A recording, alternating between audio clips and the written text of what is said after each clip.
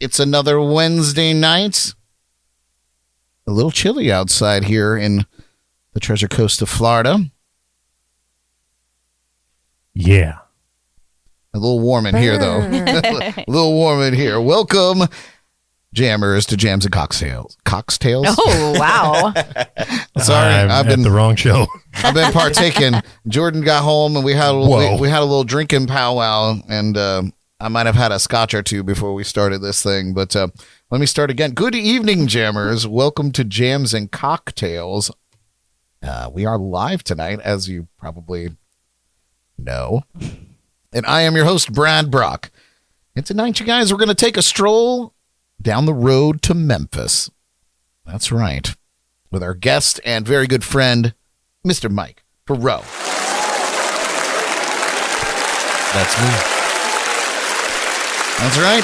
We're going to talk about the International Blues Challenge, what it takes to get to the big showdown in Memphis next year. In the second half of the show, we're going to play a little Name That Tune. Maybe we'll get a little Captain Cocktail action going on. Who's that? Could be fun. I know. It's been a minute. I was left to my own me and Ukulele Russ last week, just by ourselves, unattended, unchaperoned, unsupervised. We had a great time, but I missed you guys. Yeah, speaking of you guys, or also we got the Geordie Files midweek motivation. And we do have the full crew here tonight, so say hello to the Destruction crew back in the lounge. Ms. Jordan Taylor. Hello, Bad Bitch Ellie. Dare Mizzle. Captain Cocktail himself. And he wants to know, he wants you to know, he heard what you did for a Klondike bar, and he wants you to give him a call. Yeah. So be sure to do that. Is that what a polar bear makes? The sound a polar bear makes? A Klondike polar bear? Today it does. Life out of this. Today it does. Yeah, so thanks to everybody tuning in live tonight. We love that. Please subscribe to our YouTube channel and like, share, and follow us on social media. We love that as well. And you can go ahead and make us a preset in your iHeartRadio app. #1 in podcasts. Big shout out to Jaybird for being our November keg sponsor. Love you, dude. Jay. And also to let you know, we're watching the chats and comments. And the text line is open at 321-345-6658. So chime in. Let us know that you're out there. We love hearing from you guys. And I think the best way to start any journey is to have a little drink. So let's check out our cocktail of the week.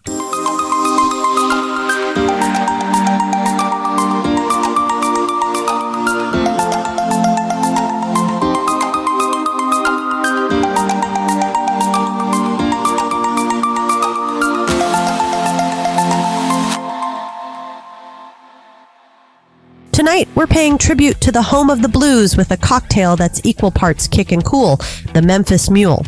Just like Beale Street after dark, this drink starts smooth, but leaves a little fire in your chest. We're mixing citron vodka, fresh lime juice, and a fizzy hit of ginger beer for a southern fried twist on the classic Moscow Mule. It's bright, it's bold, and it's got that unmistakable Memphis soul. They say what happens on Beale Street stays on Beale Street, but this one's too good not to share. So raise your copper mugs, jammers. Here's to the road to Memphis, the blues, and drinks that make you sing them. Let's head over to the bar to see how it's made. Well, good evening, jammers. Tonight's cocktail of the week is a bluesy spin on the classic Moscow Mule. This is the Memphis Mule. You're going to want to fill your mule cup with ice. A copper mule mug or a stainless steel mule mug is just fine. And then we're going to build the drink in it. We'll start with 2 ounces of a citron vodka. Then we'll add half an ounce of lime juice. Fresh is best, but bottle stuff is good in a pinch. And then top it off with your favorite ginger beer.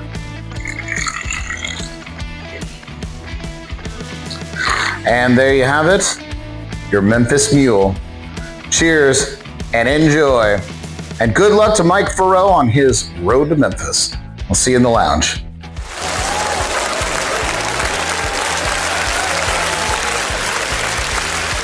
Join us each week for our shot or cocktail of the week by visiting us at jncpodcast.com to see what we're planning.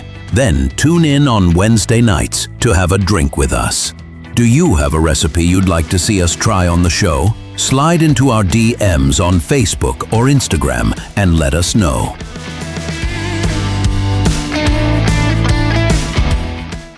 That picture you used of me was taken right after I ripped my shirt open here last time. I like that you remember. Jaybird says Mikey is my favorite ginger beer. There Jordan is with her cup there. We all have our own cocktails, so I didn't feel like making a bunch. And to be honest, I don't have a whole lot of those mugs, but so Jordan is the one. So give it a little sip. Let us know what you think, Jordan. Crisp, refreshing. Very refreshing. Nice. All right. Well, I guess without further ado, because we got a lot to get to, and I know that you guys want some music. So what's helpful is we know pretty much Mike's story, so we won't have to dive too far into that, but we do want to talk a little bit about the Blues Foundation and the International Blues Challenge. So the blues has always been about the journey, the hard miles, the soul in every note, and the stories you carry with you along the way. And for blues musicians around the world, there's one road that carries more weight than any other. And that, of course, is the road to Memphis. Every year, the heart of Beale Street beats a little louder with the International Blues Challenge rolling into town. It's not just a contest.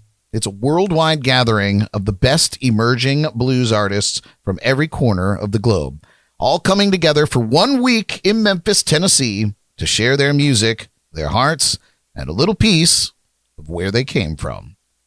But before anyone ever steps onto Beale Street, that journey starts back home.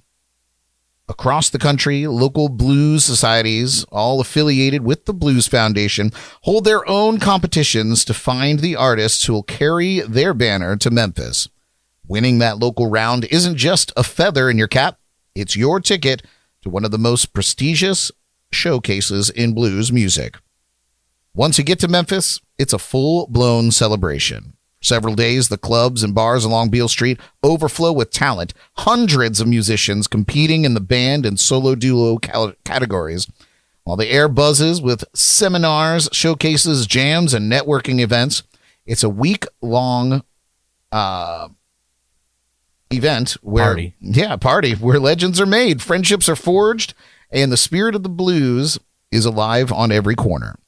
And for those who take home the top prize, well, that's a launch pad. Past winners have gone on to play major festivals, land recording contracts, and earn international recognition. But for most, just being there representing your hometown scene on the world's blues stage is the win. It's validation that your sound, your soul, and your story belong to the greats. So tonight, we've got one of our own taking that journey. He's a local favorite, a gifted singer-songwriter, and the recent winner of the Treasure Coast Blues Society's local preliminary. He's packing up his guitar and taking his shot at Memphis this January. So please welcome my good friend, Mike Faurot. Nice to have you back, Mike. Nice to be back, Brad. I feel like I was here 2 weeks ago. It's nice to have you here when you're not running through a haunted house or some sort of crazy maze that I've created for you guys. With no pants on. Yeah, Oh my God. with no pants on. We didn't. Yeah, But never. sorry for We'll scarring never all forget. of you. Never forget. Usually it's my shirts that rip. It's not with my pants. Oh man. Next Well, time will be my birthday suit for you.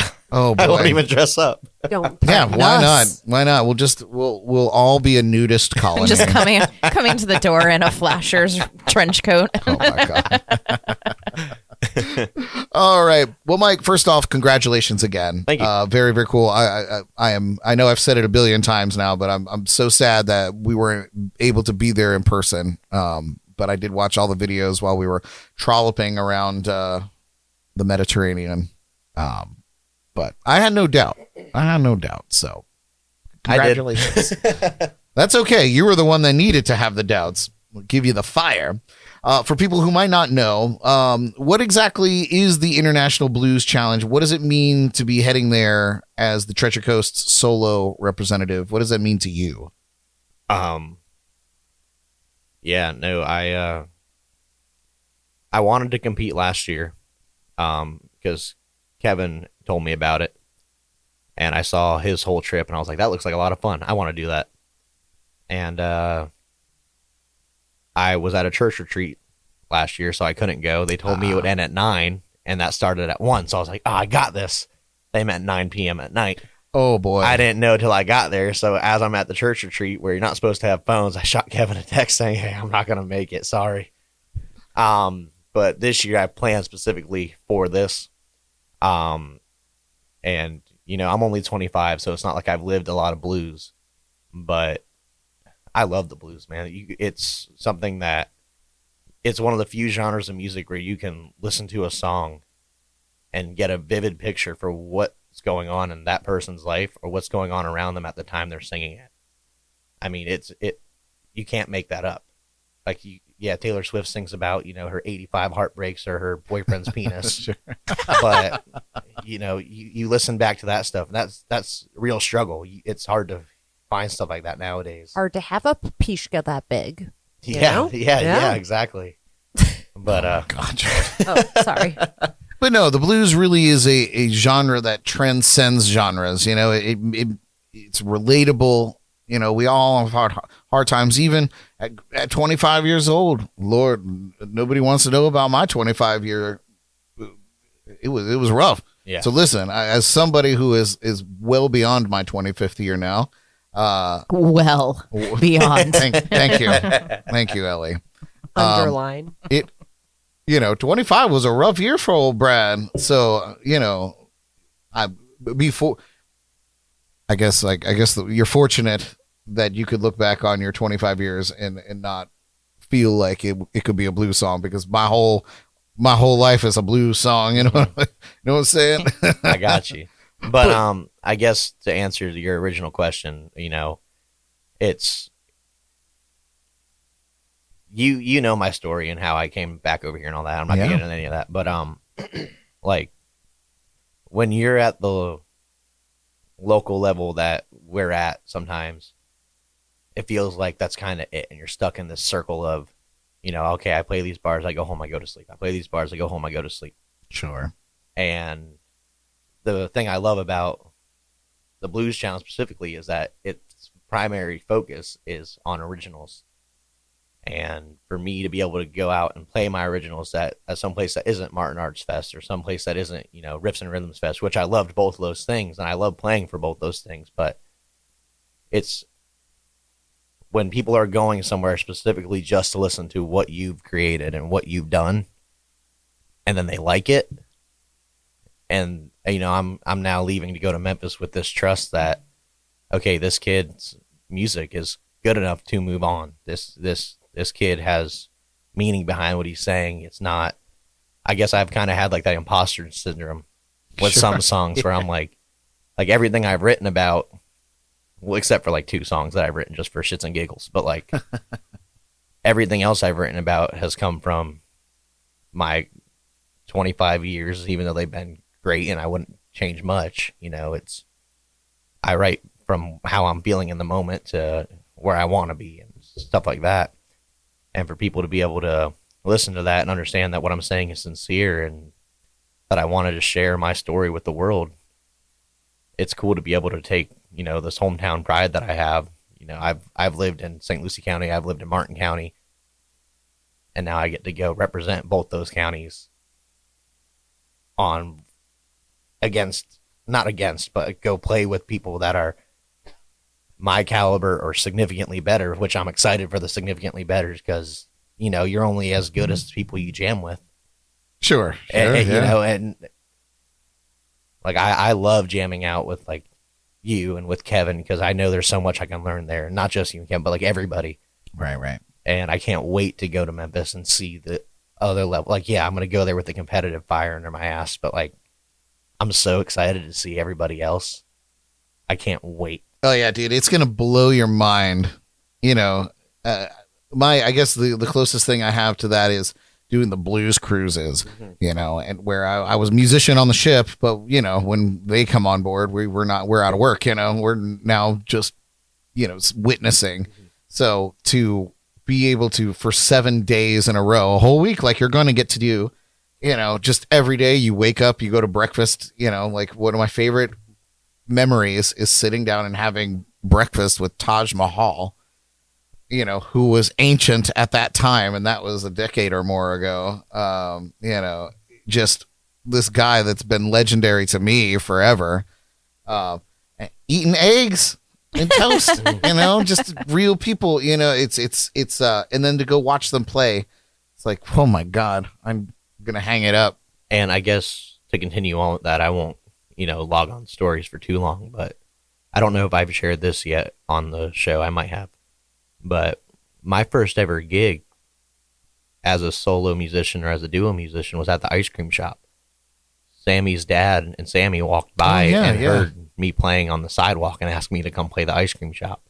And now that we're married, not Sammy's dad and I, but now that me and Sammy are married, it's just crazy to think about the journey that her and I have gone on, from me being that kid on the sidewalk to now being able to go represent our town, and to have my wife who supported me through all that. I mean, I went from, we got married and like 2 weeks later I switched jobs, which is not ideal for someone who's just married. Sure. But like she's so supportive of me, and I'm so glad that I at least have something to show for it. That isn't just, I got another gig next week at the same place, No, man, it's awesome, and I know that you're going to represent us well out there. Well, let's go back to that day at Hop Life. I know you had talked to me about this, how you were feeling, but I'd love for them to hear the story too. So, what was going through your head, and then how did you feel when they announced you as the winner?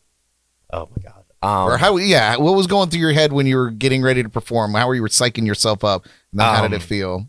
So we pulled straws, and I chose third, which, from coming from an opera background, when I did my competition and stuff with that, you always want to be the first or the last. You don't want to be in the middle, because then you're the most forgettable, is what my teachers have always told me, which is great, but you're going to be the only thing they remember if you're the first or the last in the long haul. And I was nervous because I saw everybody else, and I'm the young buck on the scene. I saw the other guys were great. The gentleman who went right before me, I watched his guitar playing, and I was like, "Oh shit!" I was nervous. I just kind of went up there, and my first song, I still find myself getting nervous when I play in front of my peers. Like when I play at bars, I don't get nervous at all. Voice crack here or there isn't the end of the world. But when I have, like even just playing in front of you guys in here, sometimes I get shaky. Even though I know, like, if I fuck up, we're all gonna laugh about it, and that's gonna be the end of the story, and we'll keep going on. But that first song I did, I was jittery. I wasn't. And then as I got through that first song, I started settling into my element. And then by the end of it, I was like, okay, I'm confident with my performance. I think I did a good job. And then later on, when they called us all up there, one of my best friends was in the bathroom when they announced my name. And I was ecstatic. I was not expecting to win. Like I said, I saw the other guys play, and I was like, oh man, here we go. But I gave it my all. They called my name. My family was there. They were all super ecstatic. And then as they were getting ready to announce Apostoli and that he won, my buddy came back out of the bathroom, and it was dead silent. And my other friend, Jacob, told him that I won, and I just hear him go, fuck yeah, really loud in the back when it's like dead silent, waiting for him to announce. And I don't know. It was just I don't want to say pride, but it validating. I was like, okay. Yeah. So I felt good about it. I'm glad that every other people felt good about it.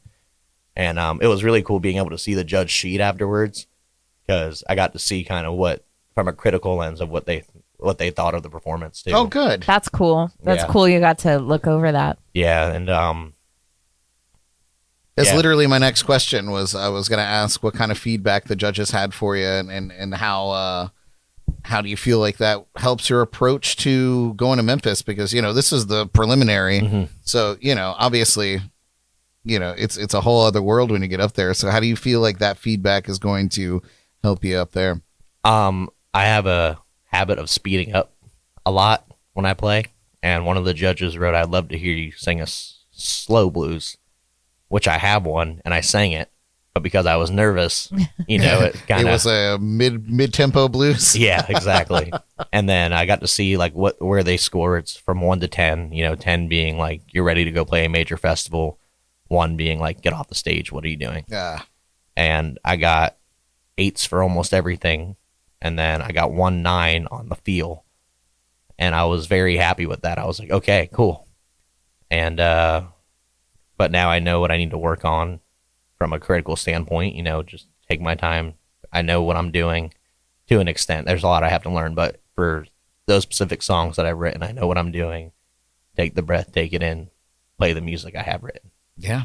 Oh, great. Good. That's great. So there's a lot of talk about the road to Memphis. That's kind of our theme tonight here, but and it, of course, is more than a contest. It's a whole journey. So what does that phrase mean to you, the road to Memphis? What does that all entail, or how does that move you when you think about that kind of phrase? So I decided to make my last couple of gigs in late November to December a tour I called The Road to Memphis, even though I'm not really going anywhere. It's just kind of the shows I have leading up to it. But the biggest part of it for me is the fundraising. Like I'm in my senior year of college, so most of the money I make goes to that or the farm, and or my puppy who likes to destroy everything we have. But So that's what puppies do. yeah, but it's just I'm gonna take a portion of every single one of those shows and just put it away. In addition to the fundraisers I have with the Treasure Coast Blues Society, like we're doing a grand reopening for the ice cream shop on December 5th. Now that we have our new build out, and it's going to be a Treasure Coast Blues Society event. We're going to have vendors out there and stuff. So it feels like a big community rallying around me a little bit to get there, which is awesome. And it's awesome. That's in December, right? Yeah, December 5th. I'm going to play the first hour or so, and then we're going to do just an open jam the rest of the night. Whoever shows up, shows up. If no one shows up, I guess I'll play the whole 3-4 hours. I'll play the whole time. But I have a couple of friends of mine who are going to be coming out. Regardless if they're blues or not, I just want to be able to hang out with the people that got me to where I am. And yeah, it just kind of feels like it's the community coming around me to help me get there. And I'm excited to go and bring that kind of spirit of Martin County, of St. Lucie County with me. And yeah, it's just part of the journey, man. I know that sounds like a hippie phrase, but it's part great. of the journey. and speaking of, the fundraising bit of this is a lot, because it's not just the travel to get there in lodging and all of that stuff that is an expense. It's a whole week of your time. That's a week off of work. That's a week of having to feed yourself. And it's so fundraising is extremely important for this. Kevin did it. We went through that whole process with him. Jake and them did it last year. So you mentioned that you've been doing gigs specifically to put money away for this trip. The December 5th gig, I think it would be great because it's like a double whammy. They're coming to the ice cream shop and they're helping you out.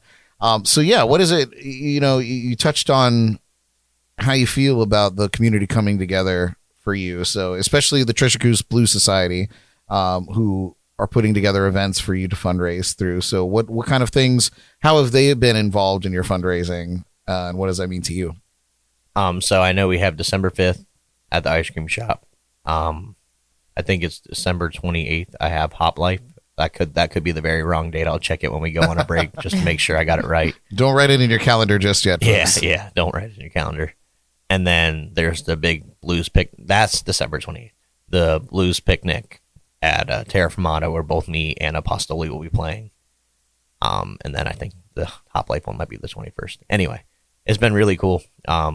Even leading up to it, I was able to reach out to previous winners and just be like, hey, I have no idea what I'm doing, but I would like to have an idea of Were what they I'm like, doing. join the club? Yeah, pretty much. And yeah, it was just a group effort to get me to where I'm at now, and I don't see that stopping until I get back from Memphis, and then hopefully beyond that too. Good. Yeah, everyone's so nice. Everyone's so cool.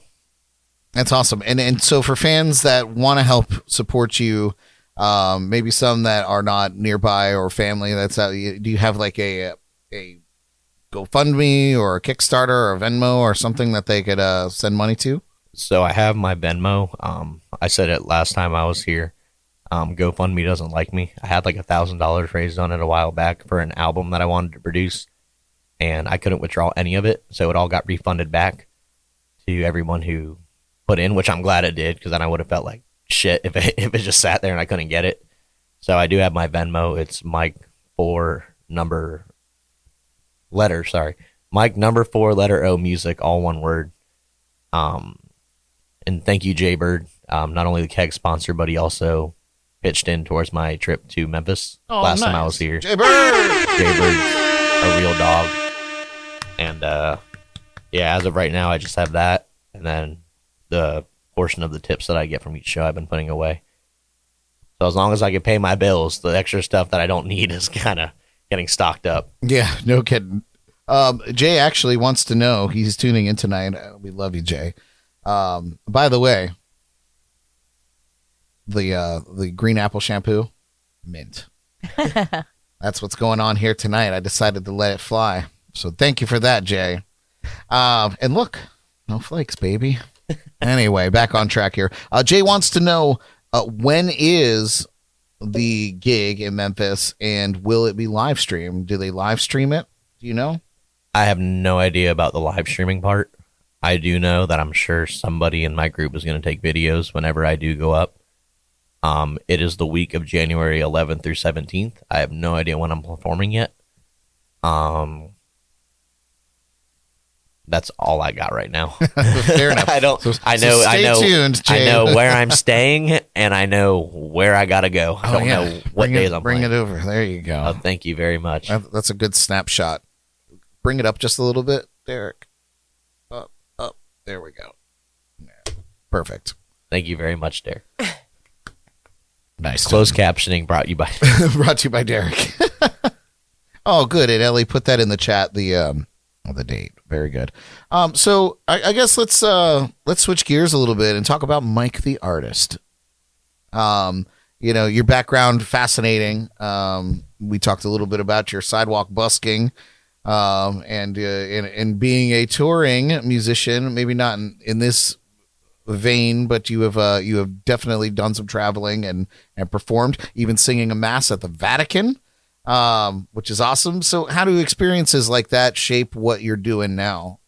So the TLDR of all that is when I was in school for music education and for music therapy. Oh, I haven't shared the story yet either, but now's the perfect time for me to share it, I guess.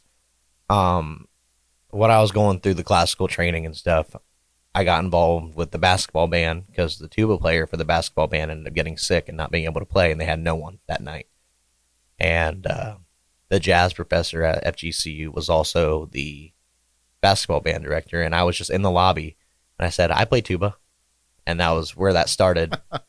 And I met one of my best friends through basketball band. I haven't picked up a tuba in probably like 2 or 3 years at that point in time. And he said, can you sight read? And I'm like, I think so. I mean, I sight read for my vocal music, so I can at least read it. Now I just got to remember everything else.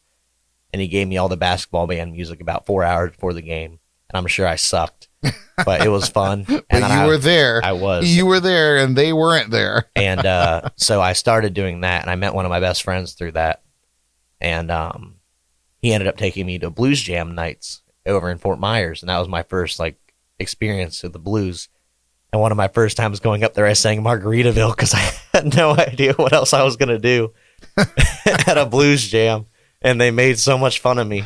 Nice. And as the years went on, I figured it out a little bit more.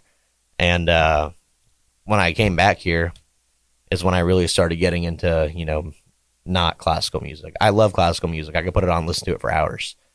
But between that and then I also got hired at a predominantly black church at that point in time because they needed some musicians, and the school sent a mass email out, and I was one of the only people that responded. And I did that. So I got a good amount of gospel through that process. And, gospel and blues are like bread and butter. Yeah, man. And Tasty. before I moved back here, my voice teacher told me I should change majors because of my hearing and that I shouldn't keep pursuing music. And We've had some good voice teachers say stuff like that too. Yeah, they're all out to get us, I think, for sure. And after I won in Memphis, I text the jazz professor at FGCU that I won. And the devil on my shoulder was like, you should text her too and be like, suck it. But I'm not. I did it. But give me your number, I'll do it. Yeah. But he's been super supportive of me even through all this, and it's awesome having a friend back there to just be like my silent cheerleader. When I got to play with Cass Haley before the Whalers last year, I told him about that, and he was super excited for me. I tell him about all these festivals that I've been able to play and all these other things I've been able to do. And that was the biggest part of the journey, which led to the sidewalk. And from there. Yeah. Well, speaking of the Whalers, you've opened for the Whalers. You've had a hit song on A1A Radio, which reached over like 21,000 listeners. You've reached 21,000 listeners on your personal blues program. 23,000 or 26,000 as of today. See, my sources are late. So looking back on that, what moment felt like your first real validation as a artist?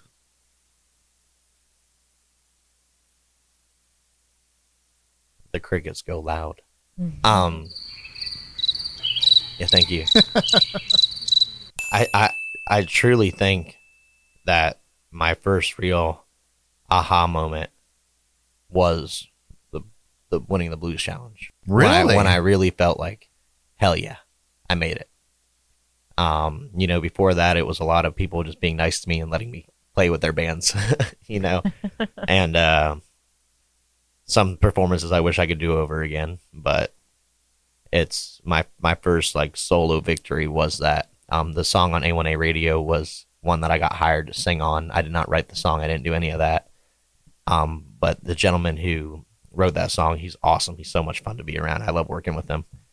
And I got to sing that song with Bethany Lynn, who, Bethany, she's phenomenal. And amazing. I was good friend of ours and multiple time guests on the show.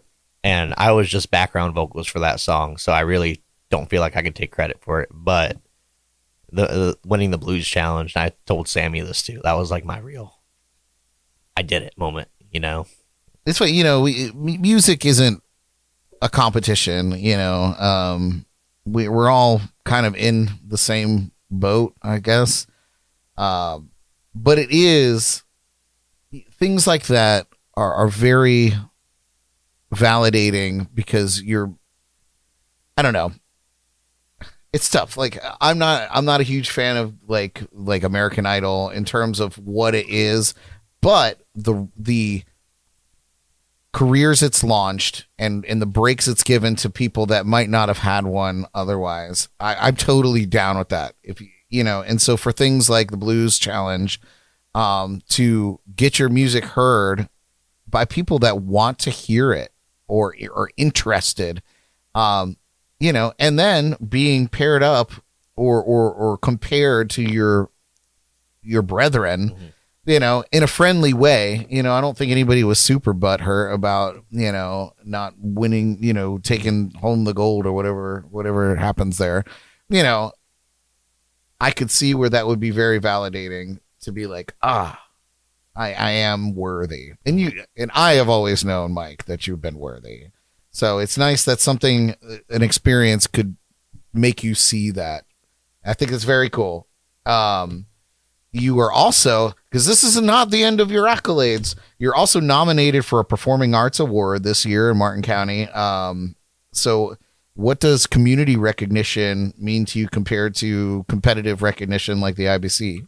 So that award ceremony was 2 weeks ago. I did not win, but the woman who did win definitely deserved it. It was an instrumentalist this year, and she does a lot of education in the community, which I think is awesome. With that being said, just being nominated is really, really cool because, you know, you can have 1 million people nominate you, but just because your name's in there doesn't really mean anything because they still have to look at what you've done and who you are in order to officially nominate you. Right. And just with all the work I've done with Martin Arts over the past couple of years, it's been awesome because I wasn't supposed to play the Martin Arts Fest when I met you. I was a fill-in because someone called out. Right, I do remember that. And I've had the honor of playing there the past 3 years, going on 4 this year. And I love playing for Martin Arts. I love being able to do stuff for the community. I know a lot of musicians don't like doing free shows, but if you told me it was for, I don't know, fundraiser for baby diapers for babies, I'd be like, all right, let's do it. Yeah, I'm in. Time and Let's place. do it. Let's go. And I don't know. I truly, truly love doing stuff in this community. And I think that just goes back to playing on the sidewalk for like the $2 that me and Jacob made every time we played. And yeah, this community has done a lot for me getting back on my 2 feet. And I want to be able to help it however I can. And I don't mean that facetiously. Well, it's evident. I don't, having been a part of Martin Arts for the last few years, they don't take any of that lightly. If you are nominated for something, it's because they truly believe that you've been an asset to the community. And so it's amazing. Also, these high school performers, man, they're crazy good. Yeah. Oh my God. I watched them perform and I was like, whew. Gonna be me. Well, you're getting older now, Mike. I know. What did they say in Reservoir Dogs or whatever that stupid movie was? Dazed and Confused? Maybe that's what it was. Those are 2 very different movies. Yeah, it's all the same. It's all the same. Well, before we get you up to jam a couple songs. What do they say, Brad? The thing. Okay. The do-hick. I keep getting older, but high school girls stay the same age. It is Dazed and Confused. Dazed and Confused. Yeah. I knew it was one of those two. Anyway, so the blues has always been about storytelling since its inception. So what's the story that you're trying to tell every time that you step on the stage? Since I've been sitting here, I figured out the songs I'm going to sing tonight too. And I think my biggest takeaway from everything that I'm doing, especially with my 20-minute set, is not to get all holy roller on your audience, but when it's all right. There's some holy rollers out there. When I first moved back here, I was an atheist, and I had no idea what I was going to do with my life after dropping out of FGCU. And then the sidewalk event happened. I met Sammy. I got back into church. And I really fell in love with the blues after that. And now all of a sudden, this is the first time in my life where I'm feeling stable, And I know that's something that not a lot of 25-year-olds can say, but to be at the point in my life where I have a good job, I have a good side hustle with the music that maybe one day will be my full job, but it's something I love to do. It's something that my wife supports me doing. And to just be able to get up in the morning and know whatever happens today is going to be okay. It's kind of the vibe I'm going with for my whole set and for just life in general. God, I love that, man. And we are living a parallel, Mike, because, and I've always kind of felt this about you. Even when we first met, I saw a lot of myself in you, but you're much smarter than I was when I was your age. But you're way ahead of the curve. But I feel like we're in a parallel right now, because I feel very much the same way. It just took me a lot longer because I did not have, okay, that's a lie. I had loads of guidance, chose not to follow any of it. And I think that maybe and correct me if I'm wrong, but this is just how I feel, is that you finding your faith again was the guidance that you needed to get on the right track, because I did not find my faith again when I was your age. I was rolling rampant on the river. Rolling on the river, yeah. And so I think that that's a very cool thing for you. I wish that I maybe would have gotten my life on track when I was your age. However, I probably got a few more blues songs in me than you got so far, buddy. Well, I compare myself to Tommy Boy all the time because him and I have both been in college for 7 years. So I don't got it all figured out yet, Brad, but I'll get her done eventually. I love that you know Tommy Boy. Oh, that's one of my favorites. It's my favorite movie too. I was just about to ask. Go to college for 7 years. I was just about to ask if it was the actual movie with Tommy Boy could be anybody. I was like, it could be. Are we talking about the movie? You ate paint chips as a kid, right? Duh. Yeah, all 90s kids did. We loved it. Why? It was paint chips and Dunkaroos. I'm a maniac. All right, you guys, we're gonna send Mike back to. Oh my God, Mike Faurot. We just became best friends again. We're gonna send him back there to the stage area. This is a song I wrote for the Blues Challenge this year. It's called The Old Soul Blues.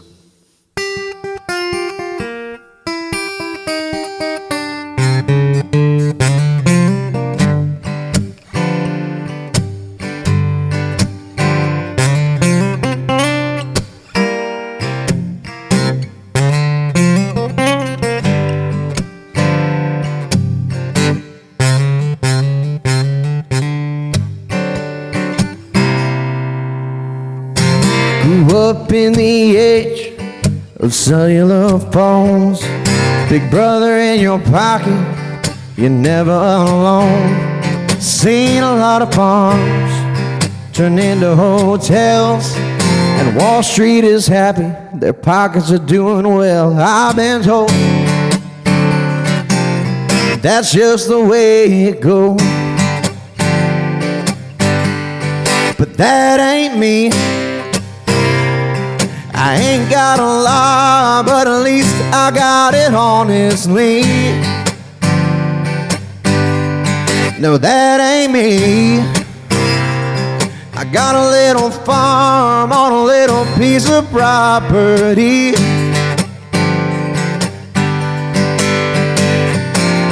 Got my wife, simple life, and that's what makes my old soul sing.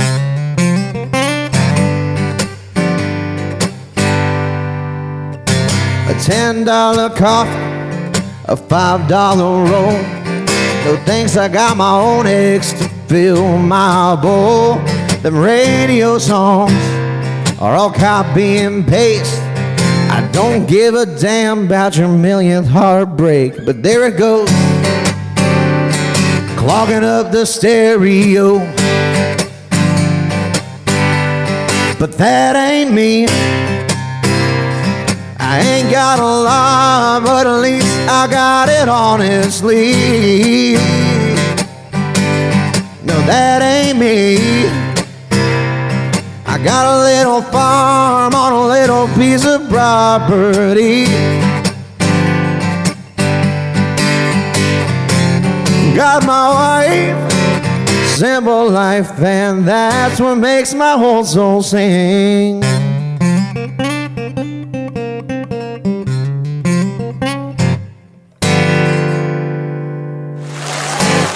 Could have played a couple right notes here and there, but that's okay.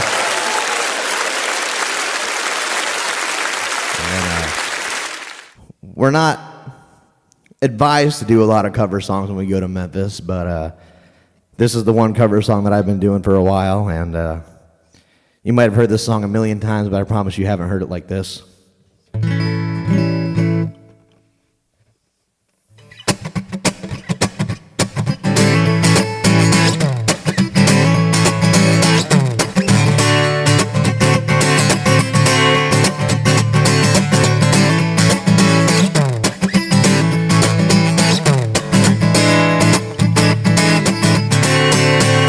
Well, that train a-coming, rolling around the bend, and I ain't seen the sunshine since. Well, I don't know when I'm stuck in Folsom Prison as I keep dragging home. But that train keeps on rolling, on down the San Antonio. Well, when I was just a baby, my mama told me, son, always be a good, but don't you ever play with guns. But I shot a man in Reno just to watch him die. When I hear that whistle blowing, I hang my head and I cry. Well, I bet there's rich folks eating in the fancy dining car. They're probably drinking coffee and smoking big cigars. I know I had it coming, I know I can't be free. But then people keep on moving, that's what tortures me. Well, if they free me from this prison, if that rail train was mine, I bet I'd lose it all a little further down the line. Far from Folsom Prison, that's where I long to stay. And I let that lonesome whistle blow my blues away. And I let that lonesome whistle blow my blues away.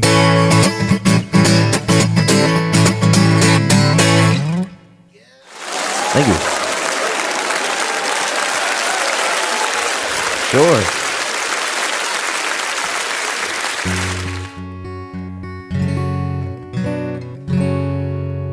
So this song I wrote last year for the Blues Challenge, and I wasn't able to sing it for anybody because I was at a church retreat.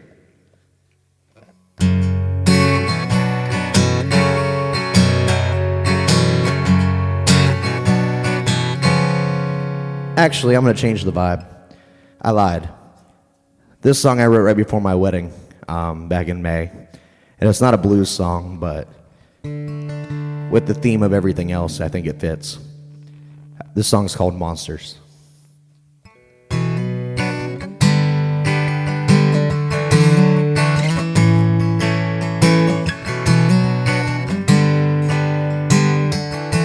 I also think I played the other one on the show before. I know I haven't played this one yet.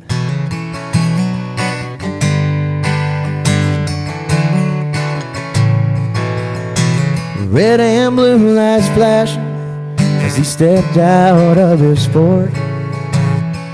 Another piece of paper that I ain't got the money for. Turn into the bottle for short-term relief. The devil on my shoulder smiles, said he's proud of me. May not always been the white horse or the goose that lays the gold. May have been the black sheep of the family, not ready for the road. But don't cry for me, mama, just think of yesterday. And I'll always thank my daddy for keeping the monsters at bay.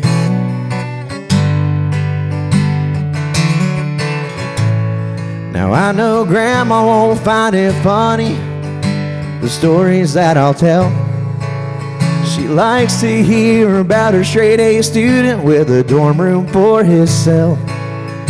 And Gramps may start to smile when him and Jesus crack a beer, knowing it's all just a part of life. I'm trying my best down here.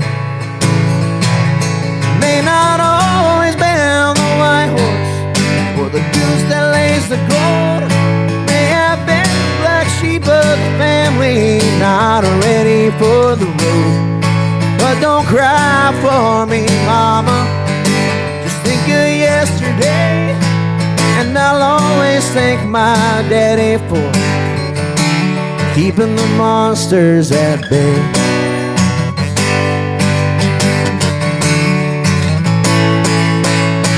sleepless night, never ending fight.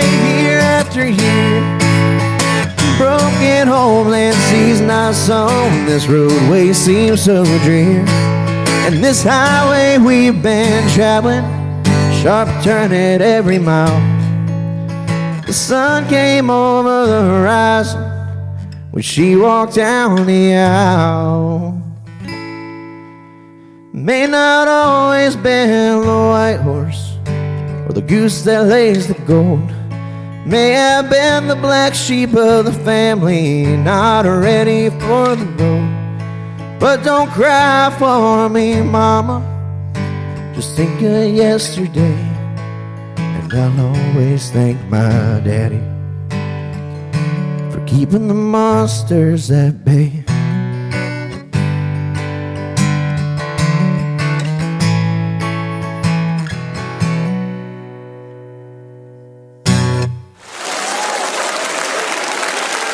You know, next time I won't smoke a cigar right before I sing high notes.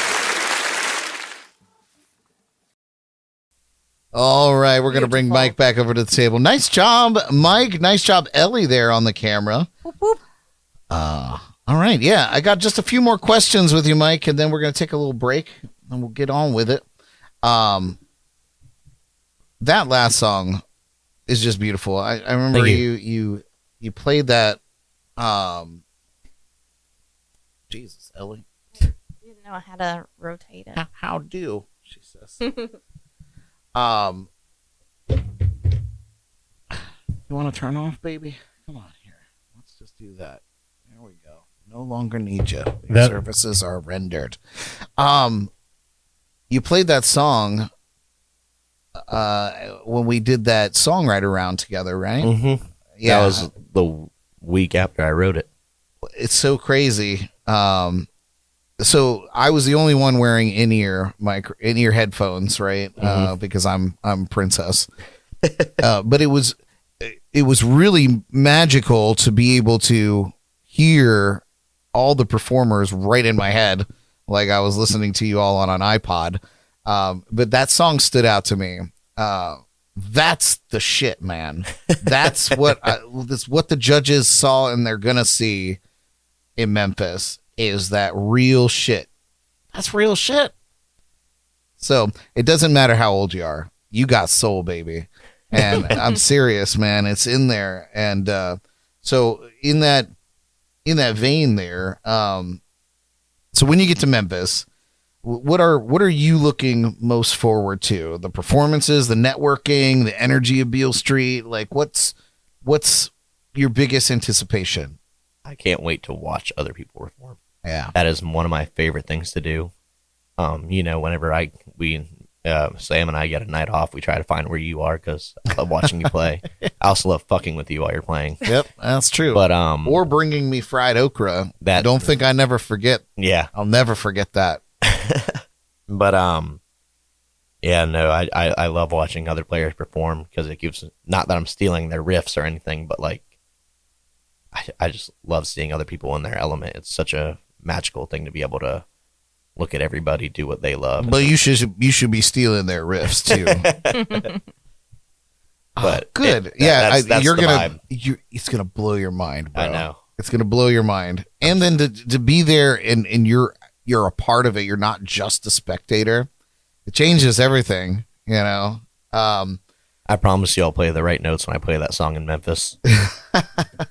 that first one. You better. Was a little rough. I know you know Kevin real well as a past IBC participant. Do you know anybody else or connected to anybody else? Have you ever got to meet or see Jake perform?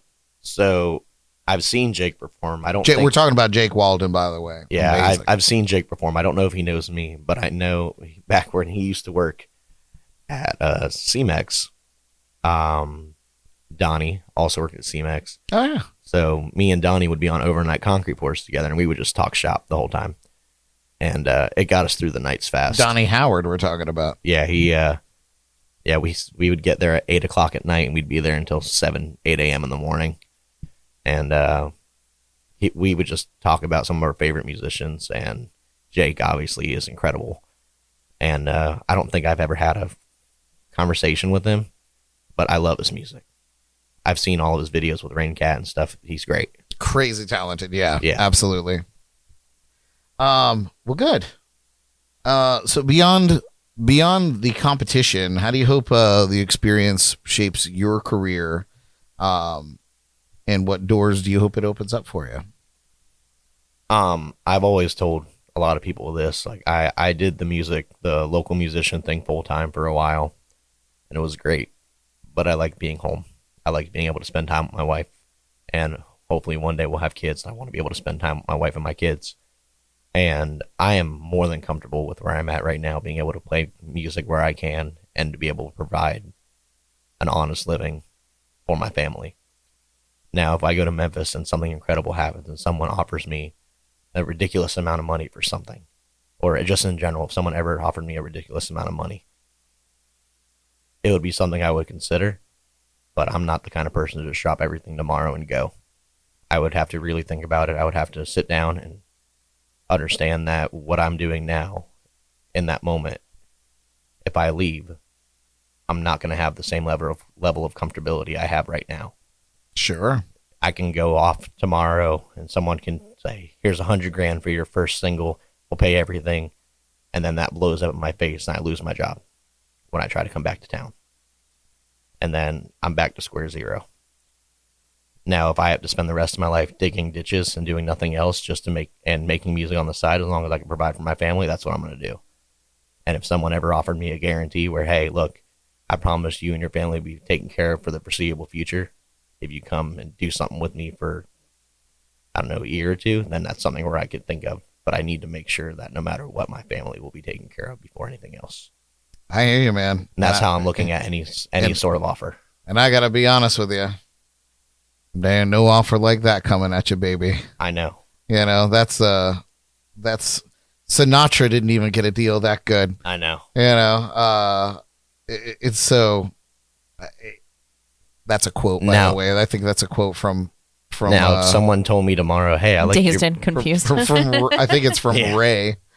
They were telling Ray that, you know, that's a great movie. I think it was like about keeping your masters of your master recordings, but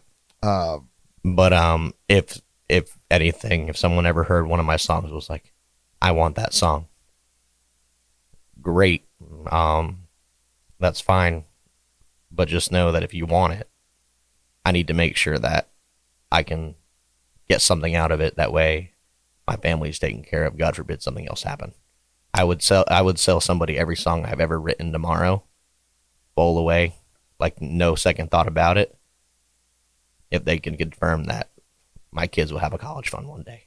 Well, I'm not gonna, yeah, man. We're kindred spirits in that way. And like I said, we have a lot of parallels. I've never been or had major ambitions to be some kind of touring act, but I write a lot of songs, you know, and I've always been down to sell tunes. You know, I had a couple of songs that got placed, and, you know, and that's awesome.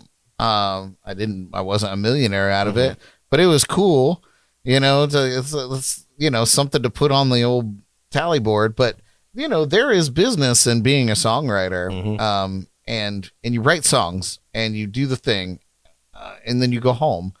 You know, you play your couple little songwriter circles and whatever, and you know, to scratch the itch, and then you're selling tunes, and that is just as important to have other artists perform your songs than it is to write songs and perform them yourself. You know, you got singer-songwriters, but then you have songwriters that other people perform their tunes, and they become number one hits. When Sam and I went to St. Augustine a couple weeks ago, when we got our dog, it was St. Augustine Songwriters Festival the same weekend. Totally unplanned, but what an awesome coincidence, because I got to see some insane musicians. And I think if someone were to ever come up to me with something like that, that would end up being the route I would go, where, yeah, take it, make your bajillion dollars off of it or whatever, but I'll take my 0.5%. Yeah, give me my $50,000. I'll use it to repipe my house, and then I'll get out of here. See, there you go.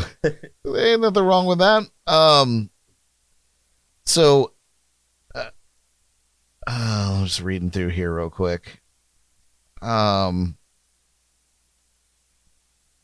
I think we answered a lot of these questions already. I just have two more for you.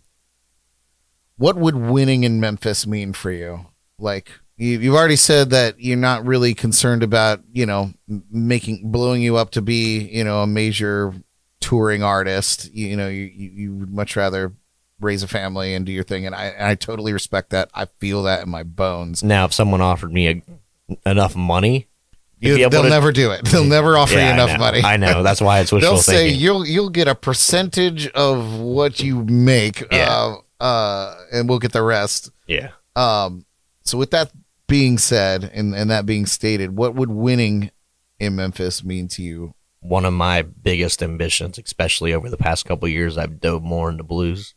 I want to play a blues cruise so badly.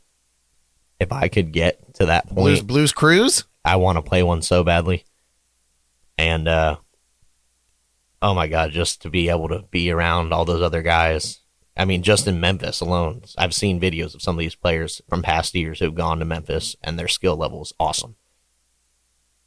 I would love to be able to just sit with them and just hang out with them. Well, you're going to get to do that, that. There's many networking things. But I think my pinnacle of my career would be if I could play a blues cruise. That's like the dream come true right there, and then I'll go back to opening up grease traps and living life.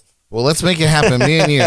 Let's do it. I think I'm ready to dive into the blues world again. Yeah, Brad can put in a good word for you. Yeah, there we go. Yeah. That poster right there with Ellie is from the Blues Cruise, signed by legends. That weird poster. Some legends, here, some legends that aren't even alive anymore, man. That was my first blues cruise, and because I worked for them, I got to go around, and part of my job at this point was to go and take stacks of posters to each of the tables and have to ask these legends to sign 25 posters. And I hated myself, but I actually made them sign 26. You sneaky dog. Yeah. I was told specifically Shellfish. that I wasn't gonna get one or ask them for personal, but I slipped my own poster in there and I got my autographs. There's some big names there. So this is an illegal poster? Yeah, of course. Everything I do is illegal, I think. Someone who I've really come to love music-wise has been Christone Kingfish. Yes. And I know he's really big on the scene right now. And I think he's a year or two younger than me. Yeah, but he's just a kid too. Crazy. But crazy good. I would love to have a conversation with him. Yeah. I don't even, if we play together, awesome. I just want to hear his story, man. Interviews are one thing, but I want to, know, what got you to this point. Put it on the list, Jordan. Put it on the list. We're going to invite Kingfish on the show. Yeah, there you go. I love it. And final question before we take a little break. If you could capture the whole journey in one line of a blues lyric, you got to write it right now. What would it be? Give us a little verse. In one word? Or and just a verse. Or a line. Blues is easy because you just do 2 lines. And then repeat it. And then you repeat it. And then you do 2 lines in the bathroom. Yeah. And then repeat it. And then repeat it.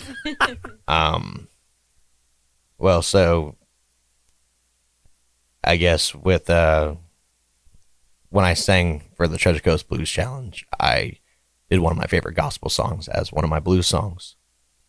And when I go to Memphis, I'm going to have my own gospel song that I've been working on. And I guess my whole journey up to this point would be with the last line of this chorus.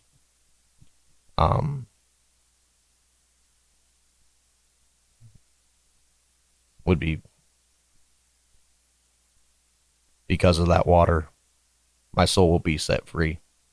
And that's kind of where I've come from. And also another line of the song is, with the Lord's permission, I ran out of that grave. Which is, before I met Sam, I was down bad, man. And then I came back to faith and I got my life back together. And a lot of that couldn't have happened if I didn't come back to faith.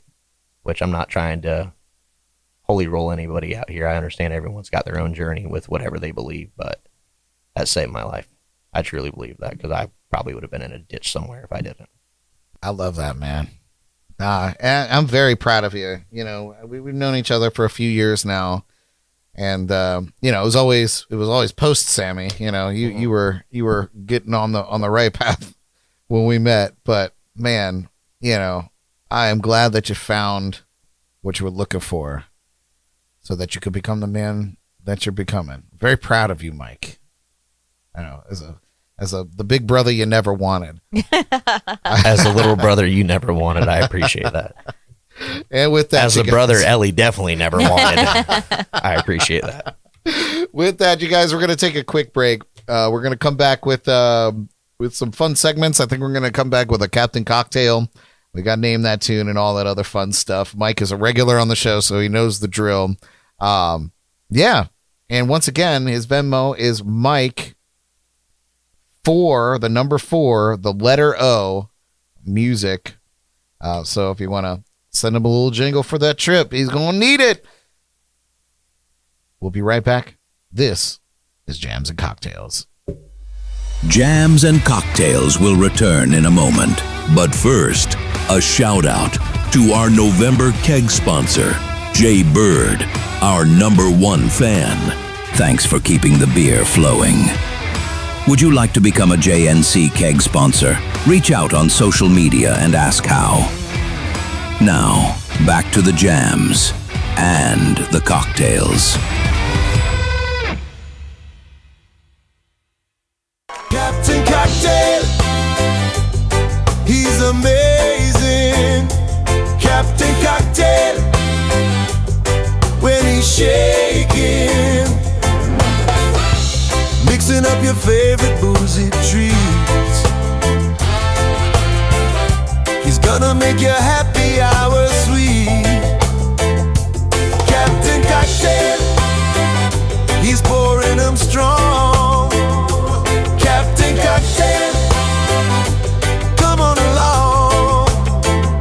It's Captain Cocktail. Good evening, jammers. Welcome to Jams and Cocktails. We love you.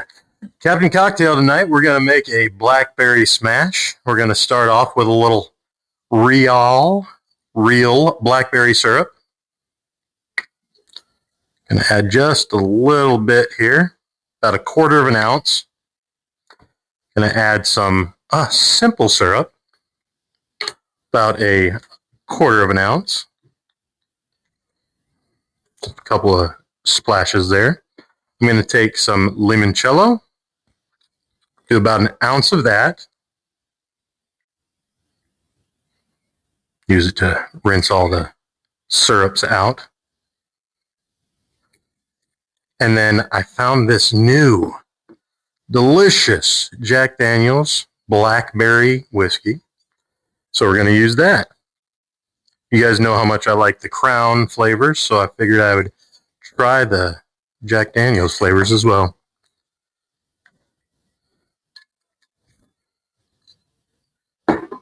Add all those ingredients together over ice. Shake it real good to cool it off.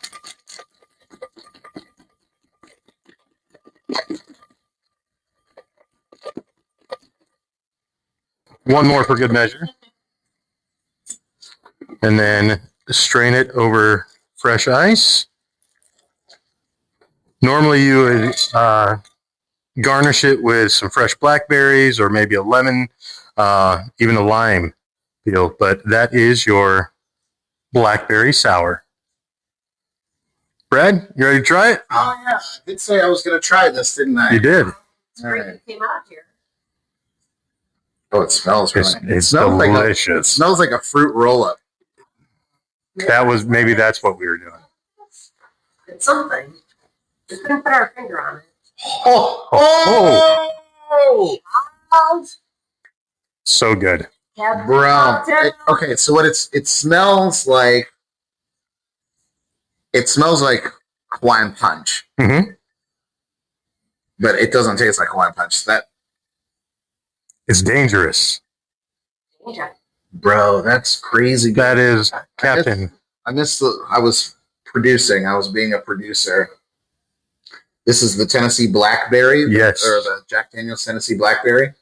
That's crazy good. It's so good. I think that's more smooth than actually the Crown Blackberry. That's a bold statement. It's a very bold statement. Yeah, But that's nice. We might just have to dabble in that. Do a little shot of that later. We'll do something for Patreon. If you want to see it on Patreon, go give us your $5. Yes. We got to fund our ugly sweater party coming up. This is true. But thank you from Captain Cocktails. Just Captain Cocktail. Give Brad a little time to run back and do his thing. Good evening, Jammers. We love you. Oh, welcome back, you guys. Thank you, Derek. Captain Cocktail himself making delicious drink. That drink is amazing. It's amazing. Yeah. The theme song doesn't lie. What can I say? Oh, man. Oh, man. All right, you guys. Well, it's time to get that gray matter working. This is Name That Tune. Let's play.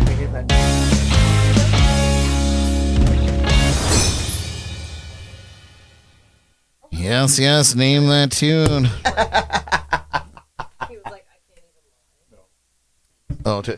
Derek is Captain Cocktail. He's also the board passer outer. He's all of these things. All right, you guys, we invite all of our live viewers to play along in the chats and comments with us. We're looking for the name of the song and the artist or band performing it. What is the category? Tonight's category, I'm glad you asked, Mike. Probably in the pissa. Tonight's category is Disney. Born in the Sun. What? Yes. Yeah, I was gonna say what? What does that even mean? Tunes recorded at the legendary Sun Studios in Memphis. Yes. See what I did to you? Elvis is on there for sure. Himselvis? Maybe. Elvis himself. You'll never know. This is the first time Captain Cocktail's playing this game because somebody stole Derek from us. Do you have bad hat hair? Yeah. I've been wearing it all day. Yikes. I don't have a hat. Brad? I'm not gonna lie. I was drinking a different scotch, and now I'm drinking the scotch from behind me, and it's terrible. Not good. It tastes like I don't know, paint thinner or something. Too. Yeah, I got a lot going on over here. Where's Derek's hat though? Where's Derek's hat? What are we talking about? Dude, you're on his head. Oh, your Captain Cocktail's hat. No, I'm wearing Captain Cocktail's hat. So what are we talking about? What's the problem? Hat. Your actual hat? Yes. His cat in the hat. Oh, did somebody steal it? Somebody did, Brad. No, I would never do anything like that. Never. If I stole a hat, I'd be wearing it. Yeah, cover that up. Yeah, fucking A for real. Wow. All right, you guys, are you guys ready to play? Oh, yes, we are. Oh, good. We clearly have a prankster in our midst. I couldn't imagine who it would be. I can't either. I'm about to rip some sleeves off, though. Oh, it wouldn't be. Those are fighting words. I was going to say pants? It would. Yeah, let's do the pants this time. Only the center of the crotch. Don't worry. All right, here we go, guys. First clue. We would love for you all out there to play along too. So, first clue: Born in the Sun, recorded at Sun Studios. Well, Mama, she done told me, Papa done told me too. Let's do it again. Well, Mama, she done told me, Papa done told me too.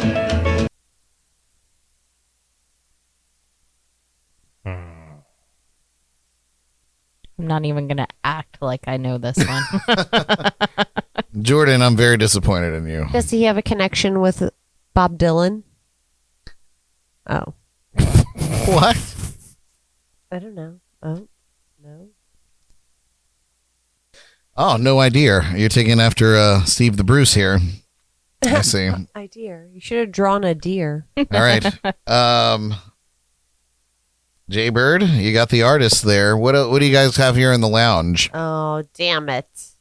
I'm really disappointed in you, Jordan. Yeah, that's really upsetting. To be fair, this I believe is his Underground first, shit? It's his Yeah, I was first gonna say, it big didn't hit. sound like it. Pretty sure it was his first hit. Mama Loves Me. No, that's it is. Yes, she does. Don't it's lie. Elvis Presley. That's all right. I think it was his first big hit.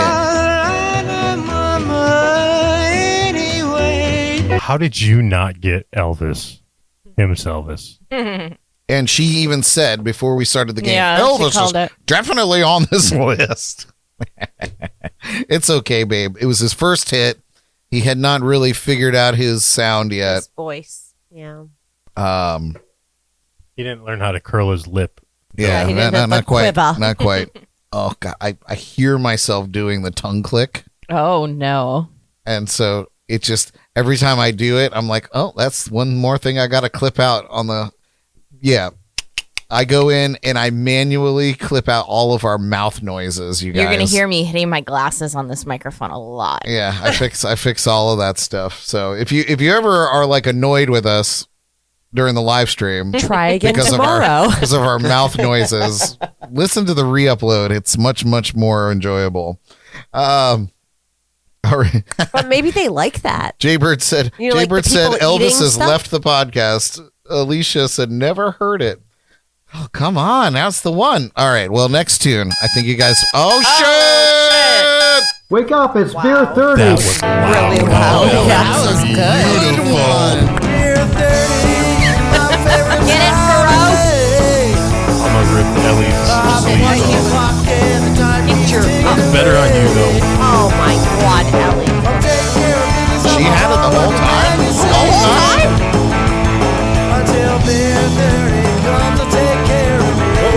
Oh my God, I needed the thing. Not at the bottom. Oh, yeah. All right. Faurot's gonna shotgun this beer. Oh God, not that way. P.S. Thank you, Kevin McLaughlin, for this wonderful beer 30 moment. Oh God, I don't like what you're doing here. I'm in the splash zone. You don't gotta get splashed. I'm a professional. He's a 7-year college student, so yeah, he's got this on lock. All right. Yeah. Okay, Chris Farley, let's get it. Sober 2 years in January. Doing a beer. And this chug. is Doing this a is beer a check. now non-alcoholic beer. Hell yeah.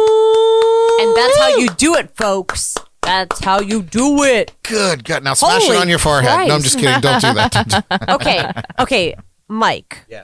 You need to come next year for Oktoberfest I know. I want to challenge Brad in Das Boot because I think you might win against Brad and he's undefeated. Listen, What do you mean he's undefeated? Yeah, I Beer. feel like You can't say you did because I mean you did, but you didn't. It's not beer.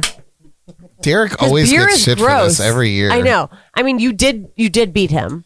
He took his earbuds out. He doesn't want to He's hear like, it. I am. I will done." do Das Okay. Boot any day of the week. Okay, but with the carbonation level He of did the it. I beer. did alcoholic root beer, which was worse. Yeah, Yeah, but he that's had it. more delicious than And the it had gross more of a- beer that Brad puts in there. He loves beer, so no. I do love beer. Not my father's root beer. Chugging Yeah. that is crazy. yeah. I've done Yeah. it. I filled a beer stein. I know. Or Yeah. Bierstein, he did Das Boot. with it. I Listen, know. That's yeah, hard no, to he's do. insane. But Derek, like, That's harder than normal beer. Derek, I just want you to know, but Derek, more delicious. I'm with Yeah. you.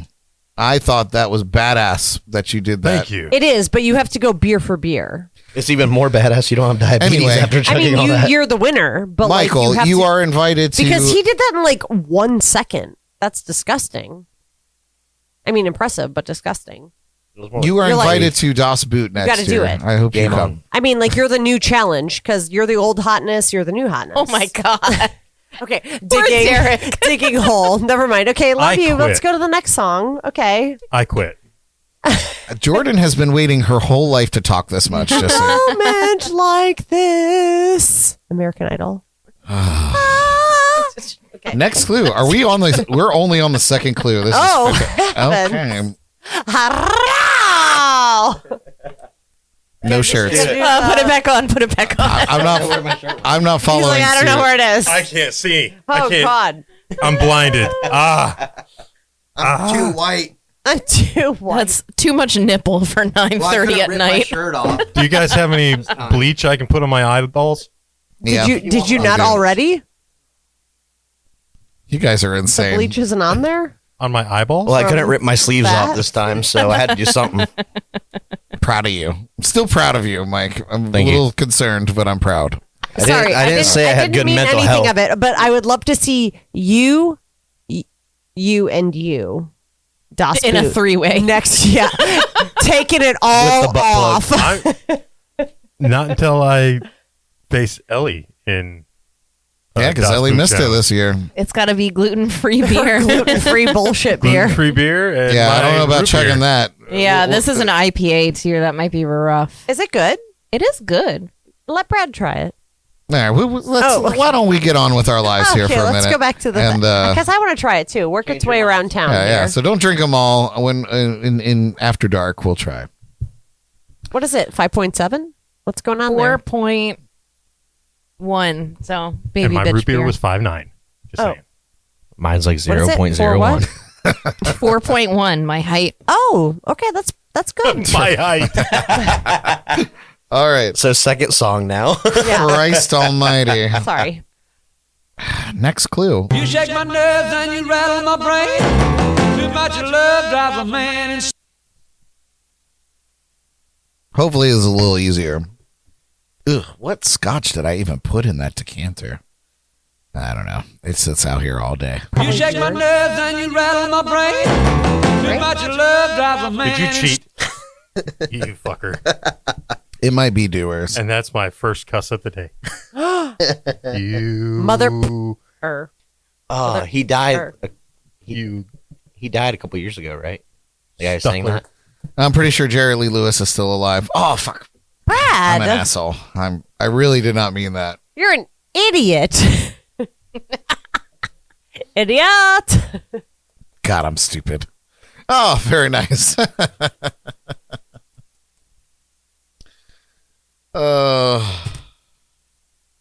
Here, don't give it away yet. Give it away. Give it away. Give it away. I wanted to Alicia answer. nailed it. Sammy, Yeah, he died in. Got it He died there. in 2022. 2022. I wanted to answer before anybody on the chat answered. Old as hell. Did you guys get it? Anybody else? Yeah. R.I.P. Jerry Lee Lewis. I knew the Great artist. Balls of Fire. This I is knew great, the this is song. great balls of fire. I let you love what I thought it. Well, I had to sing it in my head, and I got to it. I was like, Yeah. goodness gracious. All right. Here's one that might also be familiar. Here we go. I keep a close watch on this heart of mine. Really? Have you ever seen Walk Hard with John C. Riley? It's one of my favorite why don't films. It's literally one of my I favorite keep a movies too. It's close great. Watch on this heart of mine. So good. I heard that John C. Riley is going on tour as Dewey Cox Is he really? for like the 20th anniversary or No something. way. And I You want to think- go? if he comes around here, we'll get tickets. We'll go together. I love that. Me, you, Sammy, Jordan, Ellie, Derek. Just me and you. Okay. Okay. And then all of us. Yeah. Yeah, we'll get Yes, the better seats with. Nice, nice. Everybody get it. Johnny Cash. Oh, come on, Jordan. God damn it. I walk the line. Because you're mine. Ring of I fire. walk the line. Johnny Cash. Because you're mine. You think he was the I first one to walk write the line. a song about an STD? Ring of Fire. Jesus Christ. It's not your cat costume. Calm down. Oh, my God. Y'all are Ring of wild. fire. Walk the line. Johnny Cash. What the heck? Nothing. Nothing. You don't need to know anything about that. Yeah, I really don't. Okay. Brilliant. Well done. This is one you might not get. Recorded live at Sun Studios or recorded at Sun Studios. You wiggle to the left, you wiggle to the right, you do loomy doomy with all you. It was a banger back in 1958. You wiggle to the left, you wiggle to the right, you do loomy doomy with all you. Nope, it's not that, Mike. Okay. I was going to say. That didn't sound like a. I didn't think it was that song, but I just took a long shot. It was a very long one. That's what she said. Are we ready? Yep. Let's see what you got. My pen stopped working. Oh, The Wiggles, Wiggle Babe by Elvis. And what did you have there, Jordan? Jailhouse Rock. Elvis himself. Nope, none of those are right. It's Roy Orbison with his hit Ooby Dooby. That's what I wrote. It's just my marker isn't working. I would like to go back to the songwriting style of being able to just say the name of the song over and over again over the entire chord progression, because I could write a lot more songs.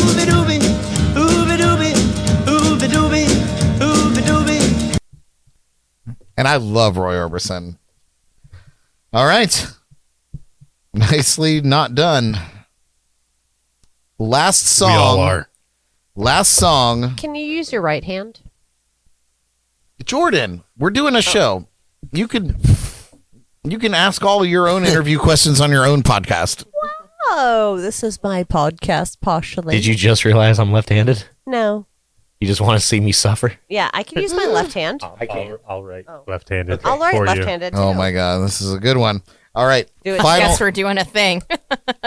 Final clue. Songs recorded at Sun Studio. There's water on the streets, the cops are out of sight, waiting for the drunks. I'll play that clue again for you. There's water on the streets, the cops are out of sight, waiting for the drunks.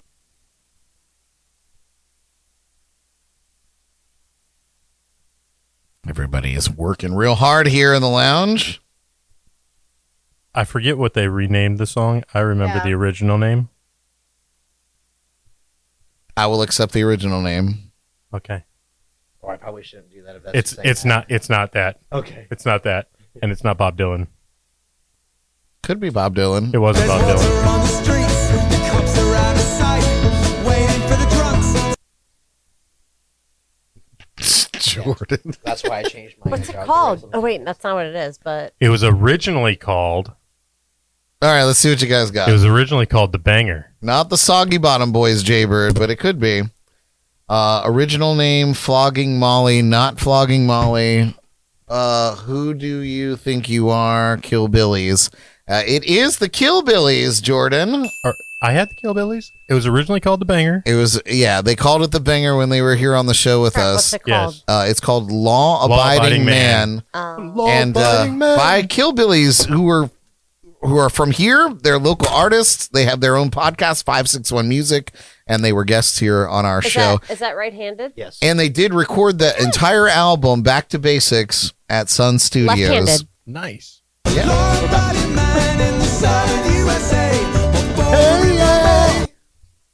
So, yeah, nice job, you guys. And that song was written about him being pulled over by the police in Port St. Lucie. Yeah, 100% sober. 100% sober. They were trying to give him a heck about being drunk driving. He's like, I've been sober for years. So shaky. Nice job, you guys. All right. We're going to shove along here. That's pretty good. I'm not gonna lie, Mike. Your left and right hand. Oh, you erased it. I was gonna have you show. You're amphibious. Yeah, but he can write quicker But with his left you're hand. pretty good. Oh, it went down the wrong pipe. Should we all try I it? think about it when I write. No, we shouldn't. Maybe you should. I don't know. But you got some work to do here, Jordan, because it's time to see what's going down in the celebrity world, especially since we missed it last week. No. This is the Dirty Files.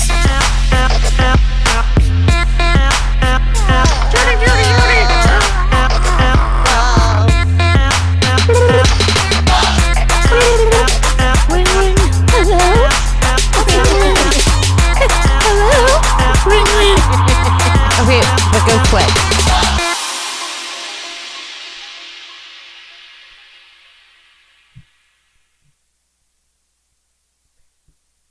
Welcome to the Geordie Files. Tonight in the Files, a beloved late night band leader is mourned. A pop star steps into a magical movie role, and a legendary rock band announces their final tour. But first, here are some celebrity birthdays. if you can believe it, Anne Hathaway is turning 43 today. Whoop whoop. Yes. Many things. If you don't know her, you live under a rock. And that's all we have to say about that. That's because there's a lot of things she doesn't want to pronounce. Yeah. And we're short on time. So. Oh, yeah, of Princess course. Diaries, Devil's Word product. Yeah. Princess Diaries. Lemez. Yeah. Lemez. TMZ. Yeah. Yeah, a lot of TMZ. Brides Wars. She beat Kelly Clarkson on Kelly Clarkson's own song on the Kelly Clarkson show. Oh, yeah. Oh. Since you've been gone. That wasn't a good day for Kelly. Yeah. Okay, next. Oh, okay. Was that enough, Brad? Sure. Okay. Ryan Gosling is turning 45 today. From The Notebook to Barbie and La La Land, he continues to impress and charm. I thought that was Jared Goff for a second. No, he's way too good looking. Jared Goff? No, Ryan. Jared is the Wish.com version. Wow. Sorry, Jared. But like, really. I mean, we love Jared. He's adorable, but...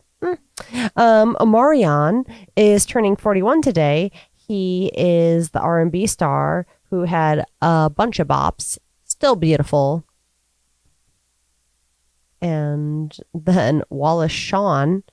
I was so afraid that that's who it was, and I'm very upset about it. Why? He's 82. Wow. Love that guy. 82. Inconceivable. Inconceivable. Oh, my God. You found Daddy Derek. Why are you still there? That's hilarious. Why would I not be still there? Did Me. Steve, you drew that? I did. I did. How is that still there? How have we not I think erased it? anytime I've grabbed boards, I've been hiding it. I haven't erased we're it. trying to keep it for posterity. Thinking about me? Daddy Derek is alive. Oh, but yeah, he's 82 today. He's from The Princess Bride and did voices in the Toy Story. And what was that like Disney movie he had where he was the dad? I don't know. Anyway. I remember him from Star Trek. He was one of the Ferengi. Oh. He was one of the Ferengi. Yeah. Yeah, I'll be knowing about the But Disney. The Princess Bride will always be one of his best. Inconceivable. I don't think that means what you think it means. So good. Dead. Tanya Harding is 55 today. Oh, shit. Yes, 55, guys. Wonder if she's any better at swinging baseball bats. Yeah. Hide your bats, hide your knees. Ugh. 55. I thought she'd be older. She's funny, though. She was on like pop-up video or something. She's been on so many reality things. Crazy. Okay, carry on, Jordan.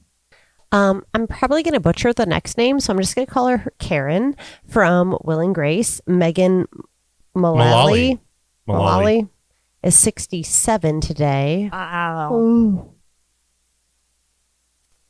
Sweet muffin. Neil Young is 80 today. Whoa. Neil Old, am I right? Oh, man, look at my life. Ain't nothing young about I am him. now an old man. However, he somehow was able to wrangle Daryl Hannah, so good for him. Not really impressive. No. Y'all not about Daryl Hannah? No. You saw her in Splash, right? Yes. Unfortunately. Yeah. Wow, haters. I got that haterade. Sipping. That's what this should be called. Haterade. Tastes delicious. Hate it. Neil Young is celebrating 80 today. You're doing it, young man. But you got a better voice than I do not. Did you hear me on the shot of the week? I'm terrible. Okay. Neil Young is 80. He is a folk rock legend behind classics like Heart of Gold and Old Man. Ashley Williams is turning 47 today. We're going to fly through this a little bit, folks, because Every time I come on here, I make Brad just yeah, you get make off us the rails. punctually late. Tamala Jones is 51 today. She brought sass and smart to shows like Castle and The Wood. Not to be confused with Taylor's. Cote de Pablo? Cote de Pablo. De Pablo? From NCIS. Turns 46 today. No. Is that a question? What's happening here? Yes, she's 46 today. The end. Noel Gould. No. Oh, God. Googly Emmy. Sure. It's turning the big 5-0. Oh, wow. Those are eyebrows. I remember him from The Fast and the Furious. Bruce Almighty, where Bruce made Today is the day a monkey will come out of your butt. Oh, my God. And that. And Training Day. We killed Derek. R.I.P. Go home, little buddy. It's okay. Well, he's 50, guys. So. Well, it's time for a prostate exam anyway. Wow. Sure enough is. Radha Mitchell is 52 today. Not it? Radha? Good job. Just carry on. She's speaking in tongue. Jesus Christ. Stand out in film like The Silent Hill and Man on Fire, obviously. And happy birthday to Jay-Z Ozone. JD. It's a D. Oh, JD. D. That's what I said. You sound like it's a Z. Jay-Z. Oh my God. Because D's and Z's look completely so off much. the rails. How many scotches did you have over there, Jordan? 2.5. 2 is the limit. Brad's pores. True. JD Ozone. Get in the zone. Happy birthday. Ozone. And Aaron Curdy. Oh, sweet Aaron. Oh, you got said one that right. I love her. She's a Michigander. I love you. Anyway, happy birthday. On to our next story. Do you want to go, Derek? After a random drug test. I don't have an image for that. After okay. a random drug test, Broncos just put it over to linebacker him. and tackling savant Alex Singleton was diagnosed with cancer. It was during the random drug test that they found out he had cancer. Yes. And then he went on to still play Thursday Night Football against the Raiders. And then as soon as the game was over, he went right into surgery to get the cancer removed, and he is cancer-free now. This is the same guy who last year tore his ACL in the middle of a game and didn't go down because of injury. He just kept playing because